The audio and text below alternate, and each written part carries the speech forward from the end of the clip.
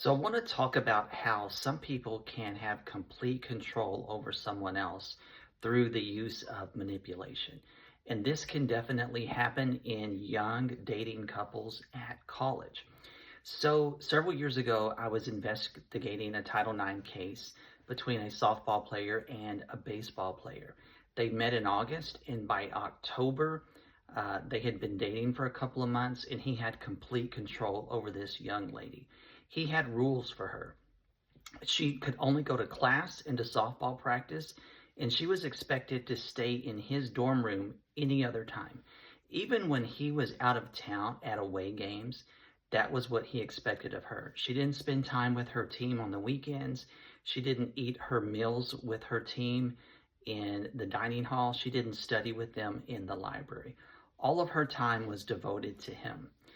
During this investigation, there were two conversations that really stood out to me. We spoke to her roommate, and she verified that this girl hardly ever stayed in her own dorm room. She was always in his room.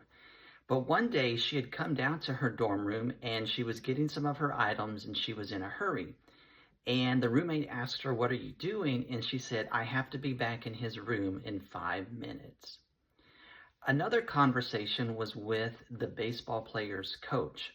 When we told him of the accusations and what he was being accused of, he said to me, "Leon, this is the least likely kid I would have ever thought could have done something like this."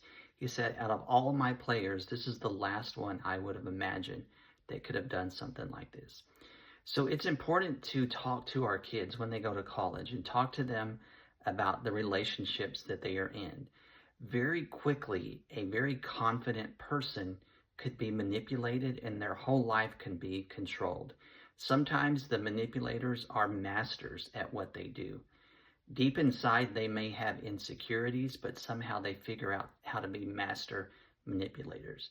So please have conversations with your kids. Do this before they go to college and try to do everything you can to be proactive and try to prevent these things.